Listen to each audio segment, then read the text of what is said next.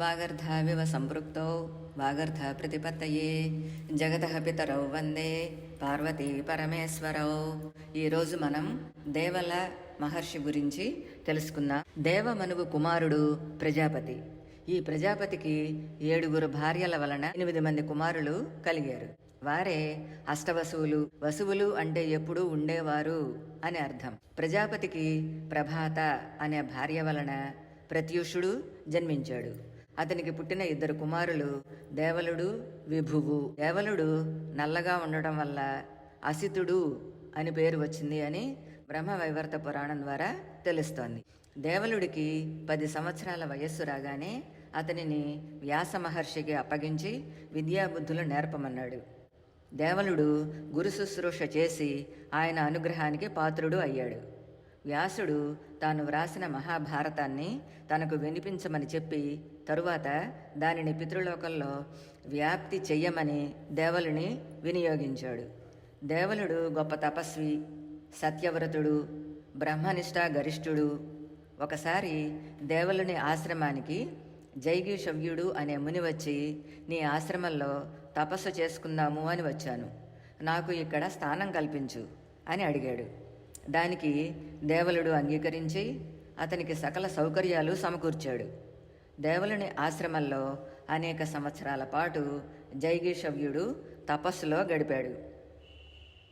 ఒకరోజు కూడా దేవలునితో నీ అతిథి సత్కారాలు బాగున్నాయి అని అనలేదు.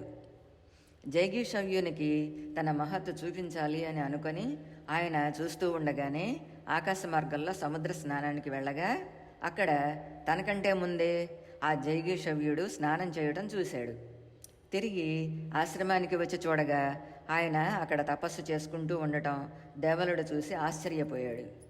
ఈయన సామాన్యుడు కాదు, నా శక్తి ఏమిటో ఈయనకు చూపించాలి అని అనుకుని తన యోగ శక్తితో సిద్ధలోకం, పితృలోకం, యమలోకం, అగ్నిలోకం, తపోధనలోకం, మిత్రావరుణ లోకం, ఆదిత్యలోకం, రుద్రలోకం, వసులోకం, బృహస్పతి లోకం, గోలోకం, పతివ్రతాలోకం, సత్యలోకం, తపోలోకాలకు శరవేగంగా వెళ్ళగా దేవలుని కంటే ముందుగానే జైగీషవ్యుడు అక్కడి వారితో పూజలు అందుకోవటం చూసి ఆశ్చర్యపడి ఆయనతో మాట్లాడాలి అని చూడగా మాయమైపోయేవాడు.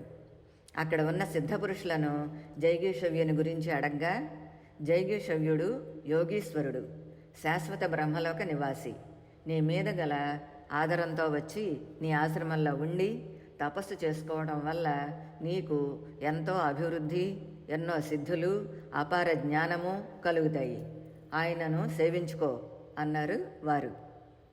వారి మాటలకు తృప్తి చెందిన దేవలుడు జైగీషవ్యునకు నమస్కరించి, మహాత్మా, మీరు సర్వసిద్ధులు కలవారు, యోగీశ్వరులు, మహానుభావులు. నేను చేయవలసిన కార్యములను, సన్యాస యోగాన్ని గురించి నాకు దయచేసి చెప్పండి అని కోరాడు. దేవల, నువ్వు నన్ను సామాన్యుడి వలనే స్తోత్రం చేశావు. నీవు కూడా తక్కువ వాడివి ఏం కాదు. నాకు ఈనాడుతో మౌనవ్రతం పూర్తయింది.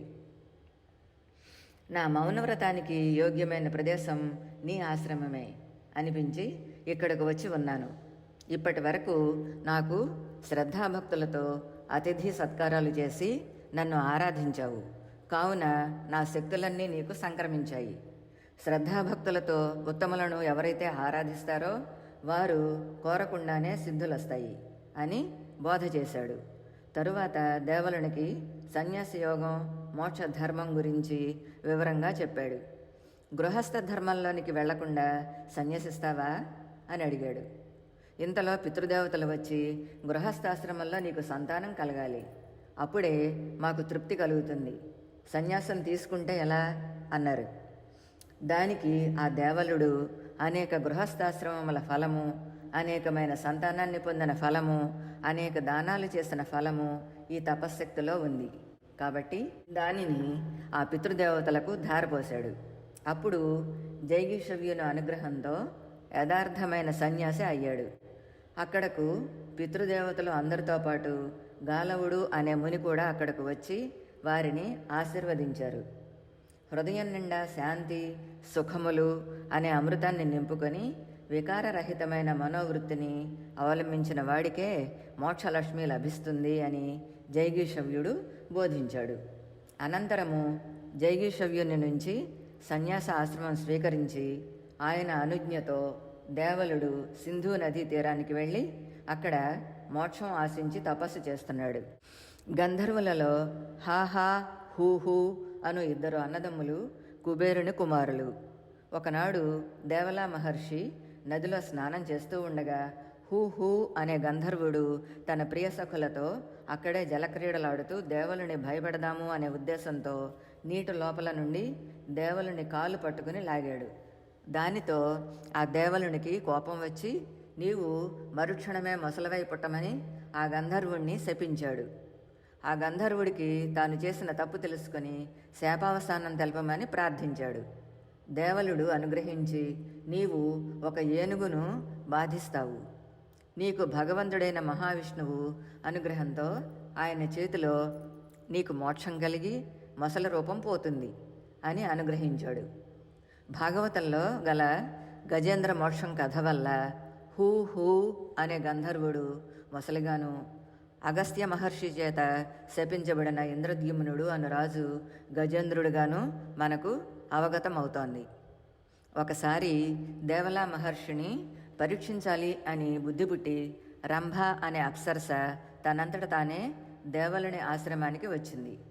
నీ మీద మనసు పడ్డాను, నన్ను ఏలుకో అని అడిగింది. దేవలా మహర్షి రంభతో చాలా నిష్ఠూరంగా మాట్లాడి అవమానించాడు. దేవలుడు తిరస్కరించడంతో తక్కువ కులంలో జన్మించమని రంభ శపించింది. రంభ శాపం ప్రకారం దేవలుడు శూద్రజన్మలో దేవాంగుడిగా జన్మించి తన పూర్వజన్మలో లభించిన తపశ్శక్తి వలన వస్త్రోత్పాదన పద్ధతులను అనేక విధాలుగా అభివృద్ధి చేసి దేవాంగ కులానికి మూలపురుషుడు అయ్యాడు. బ్రహ్మ సర్వమును సృజించి వస్త్రములను మాత్రం చేయలేకపోయాడు. బ్రహ్మ శివుని వద్దకు వెళ్ళి ఆయనను సృజించమని అడిగాడు. కానీ ఆయన కూడా చేయలేకపోయాడు.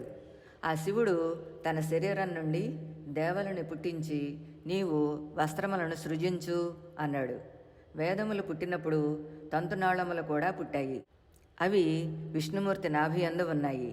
వాటిని తీసుకువెళ్ళి భూలోకంలో జంబూ ద్వీపంలో గల మేరు పర్వతానికి దక్షిణ దిశగా ఉన్న భారతదేశంలో ఆమోదపట్నం లేక సాగరిక అనే పట్టణంలో నీ పూర్వజన్మ జ్ఞానం చేత వస్త్రోత్పత్తి చేయమని పంపాడు.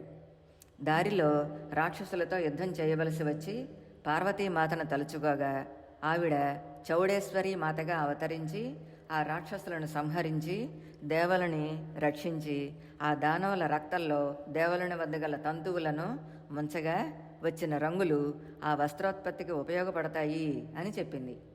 మయుని దగ్గరకు వెళ్ళి సామగ్రిని తెచ్చి వస్త్రములను నేసి దేవతలకు, దానవులకు, మానవులకు అందరికీ ఇచ్చాడు.